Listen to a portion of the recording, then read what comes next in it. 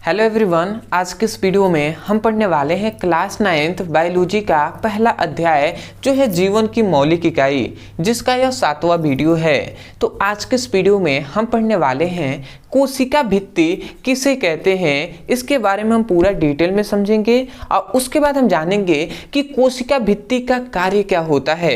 तो आज के इस वीडियो में हम दो टॉपिक को क्लियर करेंगे और बहुत ही आसानी तरीके से आपको समझ में भी आएगा। तो चलिए हम देख लेते हैं। तो यहाँ पर हमने लिख दिया है कोशिका भित्ति और यहाँ पर हमने इसका परिभाषा लिख दिया है। ध्यान से आप समझेंगे तब आपको समझ में आएगा।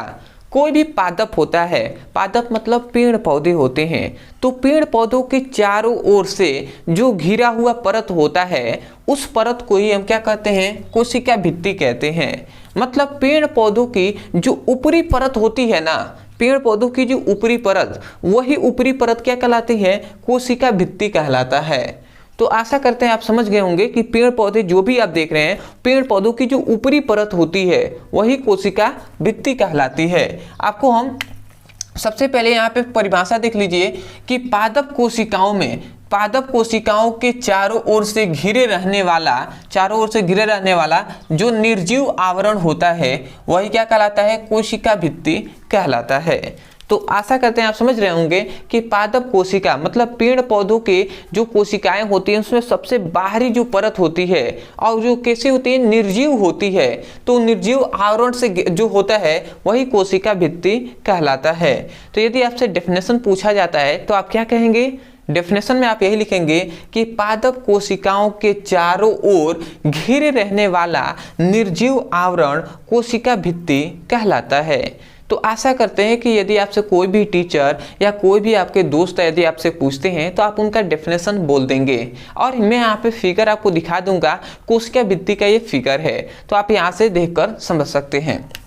इसका जो ऊपरी परत है वही है क्या, वही है कोशिका भित्ति। अब आता है दूसरा जो है कोशिका भित्ति का कार्य, जो कि मोस्ट इंपॉर्टेंट होता है। कभी कभी एग्जाम में कोशिका भित्ति का कार्य ना कहकर आपसे घुमा कर कहता है कि कोशिका भित्ति का उपयोग बताइए। तो यदि उपयोग भी कहता है तभी आपको यही लिखना है। तो देखिए इसका निम्नलिखित क्या होता है, कार्य होता है या उपयोग होते हैं। तो सबसे पहला इसका उपयोग क्या है, तो याद रखेंगे सबसे पहला उपयोग है जो क्या होता है, कोशिका की संरचना क्या करता है, प्रदान करता है।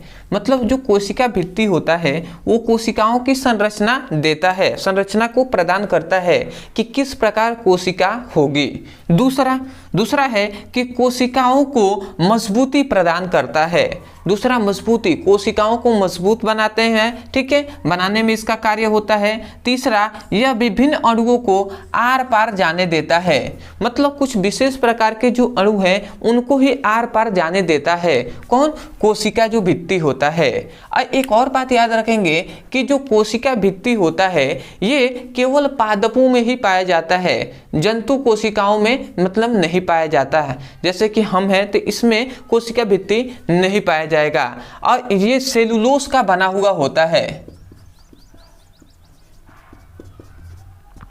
ये किसका बना हुआ होता है, सेलुलोज का बना हुआ होता है। तो आशा करते हैं कि जितनी बात हमने बताया है ये सब कुछ आपको समझ में आया होगा। तो यदि आपको समझ में आया है तब जाकर आप चैनल को सब्सक्राइब कर लीजिएगा।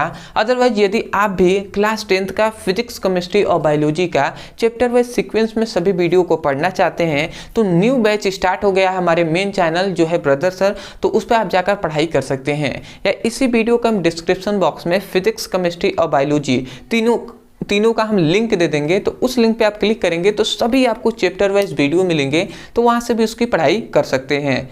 अदरवाइज यदि मान लेते हैं कि कोई ऐसा टॉपिक है जो आपको समझ में नहीं आता है तो केवल आप उस टॉपिक का नाम लिखिएगा यूट्यूब पर, अंत में हमारे चैनल का नाम लिखकर सर्च कर दीजिएगा, तुरंत आपको यूट्यूब पर हमारी वीडियो मिलेगा, चाहे वो फिजिक्स का हो, केमिस्ट्री का हो, बायोलॉजी का।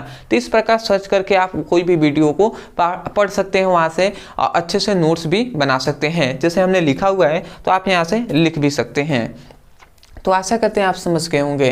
तो चलिए दोस्तों, आज के लिए इतना ही, मिलते हैं एक नए टॉपिक के साथ। तब तक के लिए धन्यवाद। जय हिंद, जय भारत।